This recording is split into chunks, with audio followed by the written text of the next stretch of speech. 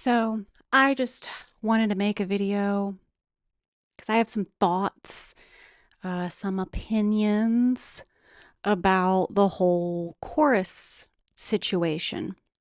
So to recap, Taylor Lorenz, who's an investigative journalist, published an article through Wired about how there's a lot of left adjacent liberal, I would say, influencers, commentators, content creators, whatever you want to call them, who are being paid by a sort of dark money organization.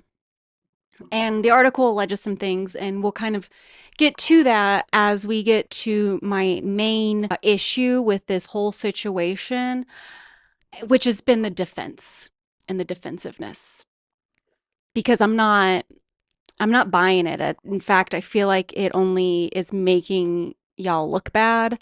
For me, it's been giving a lot more credence to what Taylor Lorenz wrote. So let's talk about it. I feel like the defense has been, oh man, I would think a PR nightmare because it's not a good one. I mean, it's essentially DARVO. If you don't know what DARVO is, it is deny, attack, reverse victim, and offender. Brian Taylor Cohen, he is apparently, he's the founder of this organization called Chorus. And he made a video explaining his side of things after this article came out. For one, I can't find that video on YouTube. So, I'm just really pissed off that you made me go to Twitter to watch your response. And it's interesting to me why you didn't post your response on YouTube, where the majority of your following is. I just don't get that. But the first thing he says in his response is, at the risk of giving an internet troll more attention, I want to address a piece that Taylor Lorenz wrote yesterday for Wired.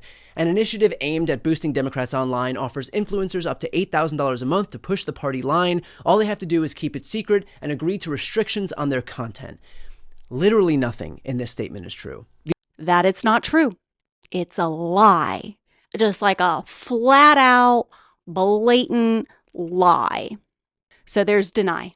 His source as to why he is speaking the truth and Taylor Lorenz is not, the Wired article is not, is, trust me, no receipts. Like, he's not showing us the contracts that Wired alleges that they have. So far, Chorus isn't suing Wired for defamation or anything. I mean, if they did and it all comes out, then sure, you're vindicated. But as of right now, I'm not buying that. You're not showing me any receipts, any proof. In fact, another creator who's being paid by Chorus decided to go, I don't know if it was on Twitter or TikTok. And so this creator, I've never watched her stuff before. This is, I don't know anything about her. She claims to be a leftist. Hello, I am a leftist that is known for being very critical of the Democratic Party. She might be, but I do think that there's a lot of liberals who like to call themselves leftists. So I'm not gonna purity test her, but one of the which I think is a problem on the left. But one of the things that she does is she pulls up a little screenshot in the background of her contract and then goes on to say, none of it is true. The article is lying, and here's the proof. Here's this clause in my contract. According to copies of the contract viewed by Wired, creators in the program must funnel all bookings with lawmakers and political leaders through Chorus. No, again, I literally have the contract right here. The section of the contract, right, that confirms that. It says they want you to disclose to Chorus any engagement with government officials related to Chorus's policy agenda. That contractor, that's me, I'm the contractor, arranges through other means, right? So if I just arrange it myself with a congressperson, I just let Chorus know. So the clause literally says verbatim what the Wired article says. That is straight up gaslighting right there, my friend. I'm being gaslit. I'm being gaslit. And collaborate fully with Chorus regarding all such blank other engagements. Regarding all such separately arranged engagements, right? But here's the article. I'm being girl bossed, gas kept gate lighted. Here. But following the initial outrage, some creators expressed concern about some stipulations. According to copies of the contract viewed by Wired, creators in the program must funnel all bookings with lawmakers and political leaders through Chorus. Creators also have to loop Chorus in on any independently organized engagements with government officials or political leaders. If I want to work with another politician, I have to fully collaborate with them, said one creator who was offered the contract but ultimately declined to take it and asked not to be named. And then you're like, and you just don't even understand how to read contracts. Like, honey, no, I don't think you understand how to read those contracts. The fact that the person who wrote this article claims to have read through the entire contract, but like, here it is clearly written that what you stated in your article was categorically false. Like, that is quite concerning about your journalistic integrity. Like, I get these contracts are long and confusing. That's why people have lawyers and managers to help them, but you don't write an article about it unless you understand what's going on. Maybe somebody doesn't understand the contract. I'm pretty sure the Wired journalist does, though. Just more in there, but her head is blocking it. But fully collaborate is exactly what the Wired article said. And I haven't seen anybody address this point yet, and maybe somebody has, but I haven't seen it yet, is what are Chorus's progressive policy agendas? What is that? What is the progressive policy agenda for Chorus? Where's that in the contract? Because to me, that sounds like here is our political ideologies, our policy, goals. Like, what is that? Like, what line are you having to toe with Chorus? To say that there is no line, I mean, to me, just based off of this one screenshot of an entire contract, already to me negates what they're saying. Because it's right there. And that's exactly what the Wired article said. Did you read the Wired article, or did you get this defensive talking point from Chorus? Because a lot of them are saying the same thing. It's almost like you could do a Sinclair mashup with these Chorus defenses. Not all of them, but there's some suspiciously consistent language there. And then, his next move is to just attack Taylor Lorenz, attack her credibility, her character as like a journalist and stuff. There are people like Taylor Lorenz who are desperate to tear the left apart, and in fact, it becomes clear who her efforts help when you hear stuff like this. Genuinely, I kind of like Taylor Lorenz because I know that she actually believes what she says. Totally Do you get what I'm agree. saying? So yeah, I generally don't align myself with friends of Tucker Carlson and Candace Owens. Brian's saying none of this is true. It's all just a big smear campaign by Taylor Lorenz, who's secretly like working with MAGA, which is that's attack. There's deny and attack. One of your Chorus people just kind of instantly proved that some things in that article are true. Some things are true. Associating her with MAGA when she's absolutely not MAGA. Like, she's probably had some takes that you disagree with, and then she's had some takes that I disagree with too, but like, I think every content creator, every person out there has some takes that I disagree with. And if you are out here trying to cultivate or find a content creator that agrees with you on every single thing 100%, you're trying to cultivate an echo chamber. Who else does that? Again, with the attack, I'm seeing a lot of attacks from the fans, I guess, of these creators. A lot of they're attacking, saying, you're acting like MAGA. This is what MAGA wants. We have to fight fascism and fight Trump and, not fight within ourselves. And I just want to say we are coalition building. The left is not lockstep. We are not a hive mind. Propaganda might work on some, but it's not going to work on all of us. We have a lot more critical thinking over here. And leftists are coalition building with liberals. Yes, we are coalition building with you to fight fascism, to fight Donald Trump. We also have principles and policies and agendas, that we think are really important. And one of those is transparency when it comes to how you're being funded. Who is funding you? To say, like, if you're coalition building with someone, that does not mean that you can't criticize them. And then Again, here we go, reversing victim and offender. They are the ones who weren't transparent, and they had opportunities to be. They were asked to comment on the article. They chose not to. They chose not to make any kind of statement on this until the backlash. So what does that say? And you're getting mad at people for critiquing that action instead of being mad at the people who did the action. They say, okay, well, this is what Chorus is. It's a cohort of content creators, like a scholarship program, so they can learn how to make videos. So here's what Chorus is. It is a scholarship program to teach creators how to grow their accounts, foster engagement, launch their own shows, and become profitable on their own. It's an incubator program to build the pro-democracy ecosystem. Influencers and creators have never been more important when it comes to how Americans are consuming their news. The right has been doing this for years, and the left needs to catch up. That's why we're doing this with Chorus. So we pay people to show up to workshops and technical trainings to optimize their content online. For example, we've got trainings on how to package content for YouTube, trainings on how to optimize audience retention for Instagram and TikTok. That's super sus. First off, cohort. Does that mean that this is like a temporary sort of thing? So when the next cohort comes in, what happens to the current cohort?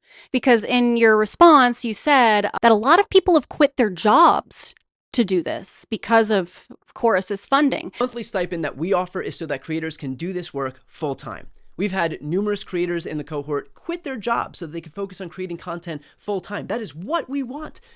Again, this is like, nobody is saying that content creators shouldn't be paid. They should be paid. In fact, I think you should probably pay some of them some more because it's up to $8,000. So, and some people were getting paid as little as $250 a month. How is the pay structure divvied up? Like, what makes somebody get paid $8,000 a month versus $250 a month? I would like to know that. And so when you say cohort and you also say scholarship program, like a class in college, you know, that's, you can call that the next cohort, or like a fellowship is a cohort, but it's temporary. So when you describe it like that, it gives the impression that this is like a temporary educational thing. Like, how long does a cohort last? How long, what is the timeline there? You know, when do you graduate? So what happens to, you know, the people who quit their jobs? If they're just a part of a cohort, if this is just like a learning, teaching, like scholarship program, like, I'm just confused. And you also do not understand how, if in somebody's entire like means, their entire income is coming from Chorus, how that kind of wouldn't influence them. Oh, nope, sorry. I forgot. You tweeted that you don't even understand what soft power is, which I think is utter fucking bullshit. You know exactly what soft power influence is. You've been in politics way too long to not understand that concept. So I think you're being very disingenuous here. But if you are being genuine and you genuinely do not understand that concept, how that can affect people, you should not be the one leading this. Like, you should not be the one in charge of this, in my opinion. So far, Vosh is the only one who I've seen call Brian out on this whole not knowing what soft power is. But yeah, he's absolutely right. Like, dude, you have to know. So again, people are relying on this now for their income. They're part of a cohort. And then you say, well, if you want to be in the next cohort, you can apply. What are the requirements? Like, how are you picking and choosing? Because one of the things that these Chorus people are loving to say to defend themselves is, no one's telling me what I can and can't say. Okay, again, soft power. And I'm sure some of these contracts are different. I think some other people have speculated on that too. I think she, even in the video, speculates on that. It's not this program that's the reason for that. I don't know how to put this nicely. It's either a personal moral failing by those people, or it's a different contract they're under that says they can't criticize Dems, but it's not this one, because I'm under this contract. I have heard of contracts that exist that restrict what people can say bad about Democrats, but this is not one of them. But to say it's like, oh, well, nobody's telling me what I can and can't say. Well, all you have to do is just look at who they picked. They picked people who are already towing the party line for the most part. Like, why, if it's really about building a media, like a sort of social media like outreach for leftist content creators to have this sort of machine to go against the content creation of the right, because that's the argument, right? Why wasn't Hassan Piker asked to be a part of this? He's one of the biggest voices for leftist politics. Say, it's not very surprising to me, at least, that like there are a lot of left content creators on the independent media side, some of which are very popular, myself included, Chapo Trap House, Majority Report. And I don't think these guys went to them at all. One must ask the question, why? Why is it, you know? Perhaps it's because if you have a truly anti-establishment opinion, it's not just like marketing, then it's not likely that you are going to have billionaires that fund you through dark money groups so that you can actively demand that they no longer be billionaires. Why wasn't Kyle Kulinski? I mean, maybe you did approach Kyle Kulinski, but all this has done is just prove to me how much of a goat Kyle Kulinski is, because he's like, he don't take money from anybody, but his, like, it's purely grassroots, and so goat.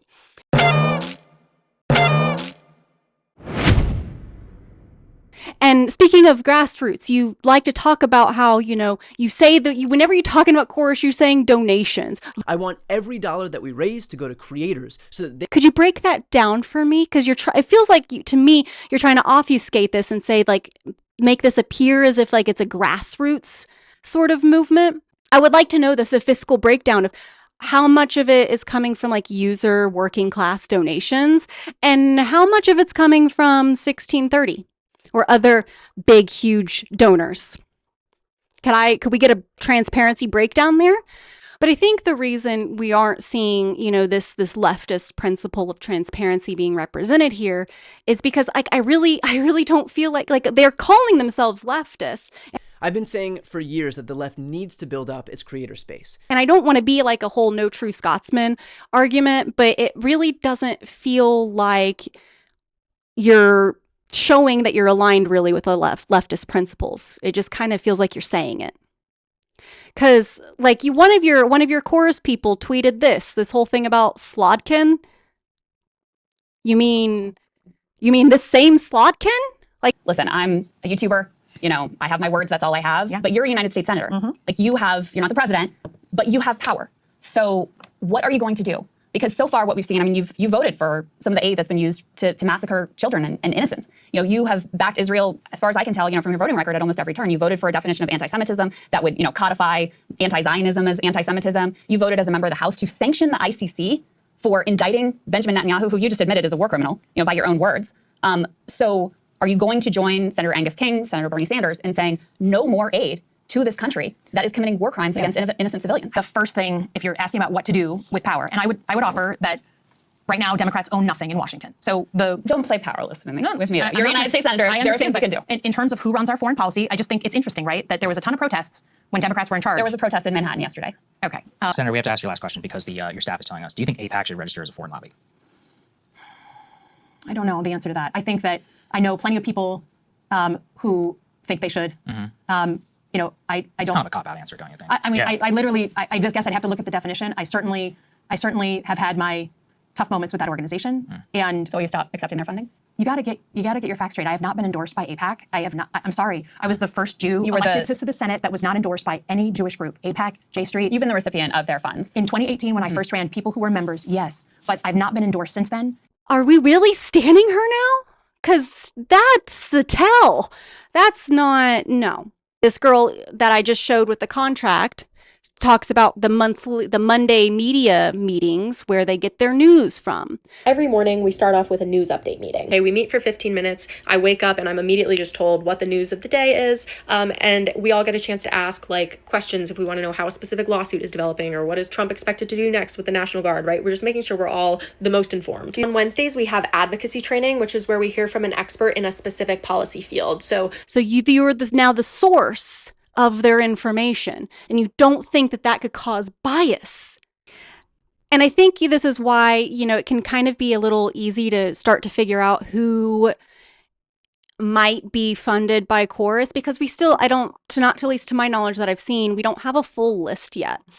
But they all kind of have these same clickbaity titles, meant to get you angry, meant to make you afraid, meant to emotionally dysregulate you, which is a MAGA tactic, which has been a Republican MAGA tactic. That's not good. It's one of the reasons why I love parkrose permaculture so much. Like Angela, she just, whenever I've, like, way back when I was really watching these videos, these like everything's breaking news, which, by the way, if everything is breaking, then nothing is breaking, right? You can't frame every little thing like it's the end of the world, but they do that to get clicks. And also what they do is they have this clickbaity title, and then they talk about a bunch of other bullshit. They're like, I'll get to that. I'm going to get to that. And they you wait to the end because, again, this is about money and content creations. This is about getting big. I mean, you can say it's expanding the sphere of influence, but let's talk about how we're doing that. And this is what Angela brought up in her critique. This should have been an opportunity for accountability, for dialogue, and instead it's defensiveness. And she says in there, like, she's got a lot of mutuals with a lot of these chorus people, and she's very much an advocate for coalition building. And I've frequently had to turn to her channels to, like, calm me down, to, like, say, okay, let's bring it down a notch. We need more of that. Because you can't, and like she says, you can't fight fascism if you are all emotionally dysregulated. Can't help people. We can't solve problems if we're like that. Now let's look at the facts here. I mean, that's really just kind of kept me sane. And she talked about this a little bit on her channel. She posted it a couple days ago, like her critique of essentially the defense and the response. And she's like, I have a lot of mutuals who turned out to be a part of this. And my biggest thing is, like, if y'all would have asked me how you should respond to this, it wouldn't have been this defensive, deflecting, sort of gaslighty response. Where is it?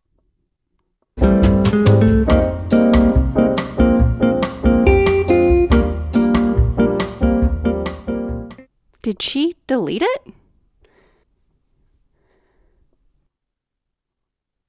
Why? I mean, and honestly, she was so kind and so understanding, like way more than I've been. Why did she?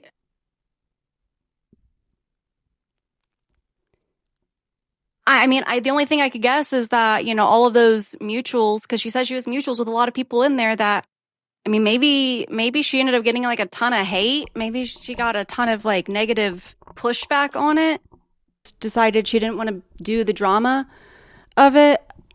That's a little disappointing. I don't know what the issue is with that, but I know she's also just been dealing with a lot from what she's said on her channel. So, but yeah, that it's just kind of weird to me that video is gone. I mean, I've not really seen her to be the one to like take back, delete what she's saying, but maybe it got deleted for other reasons. I don't know.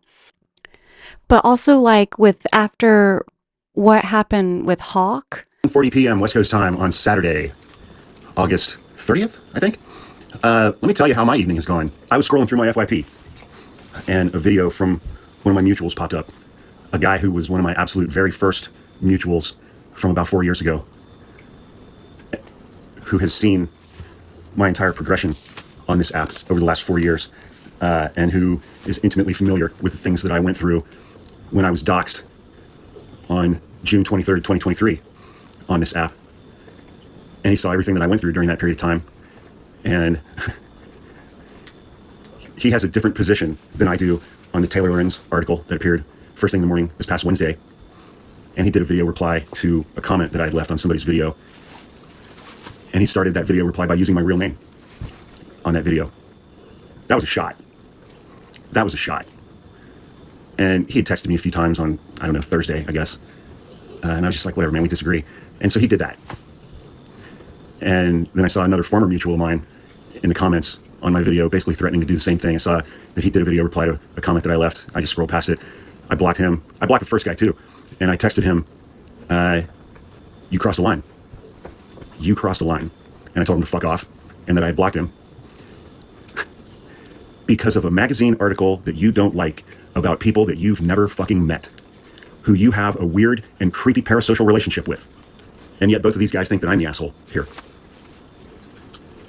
Because I've been asking for facts. I've been asking for documents. I've been asking for evidence. I've been asking for proof. And so now we're doing this again. 2 years ago in June when I got doxxed, and then 10 days later got fired from my job, I got doxxed because I defended a friend of mine who posted a video expressing empathy, expressing that maybe we should all feel some empathy for the people who were on the Titanic submersible, especially the 19-year-old kid who was the son of one of the people on that submersible. Every single one of the people who was attacking me 2 years ago were people on the left. Every single one of them. And a year ago, after the debate between Joe Biden and Donald Trump, when I expressed my opinion that that was an absolute fucking disaster for Joe Biden and he needs to drop out of the race, I got almost as viciously attacked by people on the left. And now, because I have an opinion about a fucking magazine article about people that none of you have ever met, I'm dealing with this shit again.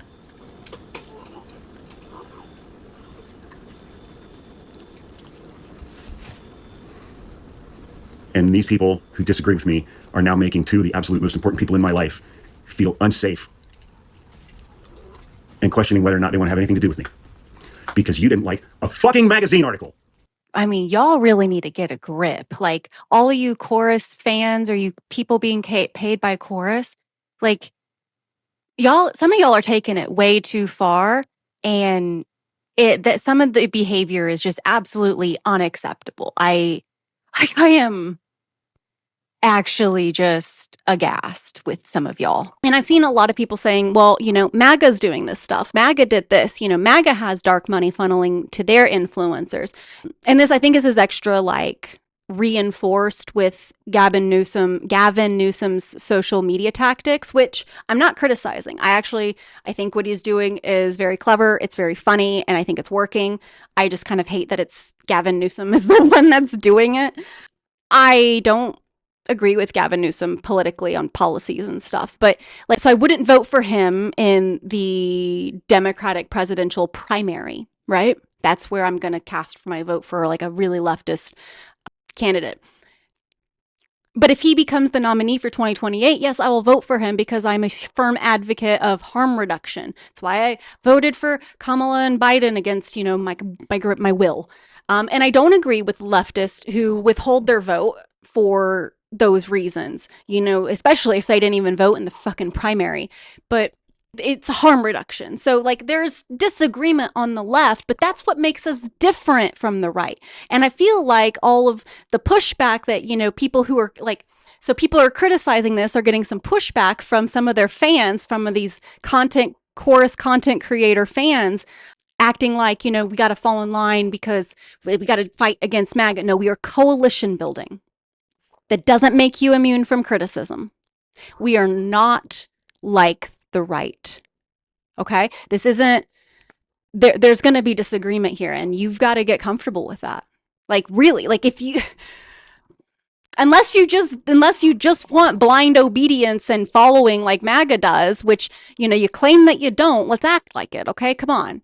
But I don't know. It just feels like this whole chorus thing is venturing into some blue MAGA territory, which is, I mean, it's like they're saying oh, I get it. They want to say let's fight fire with fire, but you don't fight fire with fire. You fight fire with water. And then let's just talk about what a chorus is. The meaning of chorus. It's to say or sing in unison, the same thing. That's weird. And it's an incubator program. They're calling it an incubator program. It's an incubator program and it's very telling because a lot of these creators, they're not talking a whole bunch, or if anything, about the genocide in Gaza. They're not covering a whole lot, if anything, about mamdani. I want to hear you criticizing candidates like Slotkin, who can't even call what's happening in Gaza a genocide. To me, this just seems like a crazy effort by the Democrats to do everything they can to not put up candidates like mamdani. I mean, this is just one of the reasons why I think we need just a Labor Party, Democratic Socialist, call it whatever the fuck you want, progressive party, that is 100% grassroots, that runs 100% grassroots candidates who are advocating for these policies, who are getting on the ground and doing the work. And I want a new constitutional convention. I want a lot of things. Leftists want a lot of things. We don't all agree, but I don't think I agree 100% with any content creator out there. And I think that if you're trying to find someone that you agree 100% with, then that just tells me you're trying to just cultivate an echo chamber. It's okay to disagree on things. Find out what your core big values are and, what those deal breakers are, but it can't be every little thing. You cannot build an island to yourself. And there's a lot of it is a problem on the left. There's a lot of leftists that do shit like that, and that's a problem. But right now, it's the liberals kind of doing shit like that. And they think like if we critique each other, that automatically means we're going to lose. And before anybody was like, oh, but the people who abstained from voting for Kamala because of Palestine, first off, that was a problem. Yeah, Kamala should have done more to say more about Palestine. That was a huge issue. And that was what happens when money influences what people say and think and who we elect and all that shit. But I also don't agree with those leftists. I think that was fucking stupid because, like I said, it's harm reduction. Because, yes, we are up against fascism and stuff. That's why we coalition build. But like I said before, coalition building doesn't mean no criticism. I'd venture to guess that most chorus creators, myself included on both YouTube and Substack, have spoken out against the atrocities in Gaza. Defense, he says, yeah, I have criticized Gaza. So let's...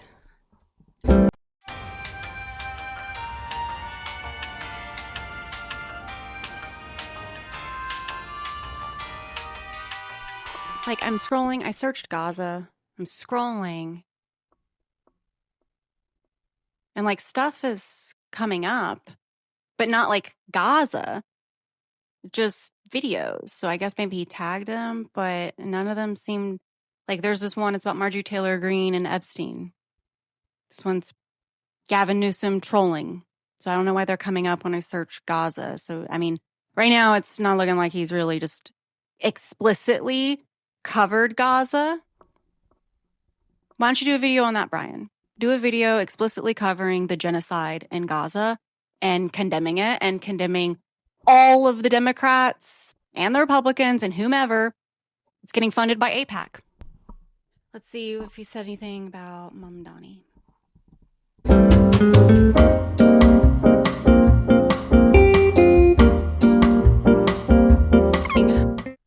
One video on mamdani, and it's about how it's a short and how mamdani demolished Trump.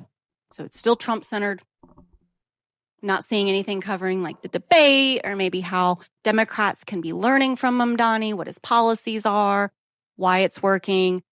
So yeah, those are my thoughts on this. I think I really just made this video to get this off my chest.